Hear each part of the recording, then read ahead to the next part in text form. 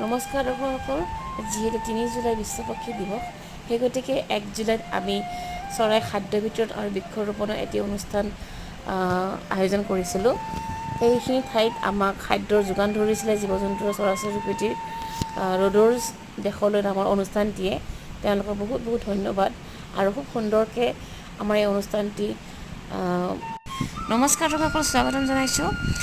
আৰু এটা কথা জনাব বিচাৰিছোঁ আপোনালোকক যে ৩ জুলাই বিশ্ব পক্ষী দিৱস আৰু সেই উপলক্ষে ১ জুলাইত আমি বৃক্ষৰোপণ আৰু চৰাইক খাদ্য বিতৰণৰ এটি অনুষ্ঠান আয়োজন কৰিছিলোঁ।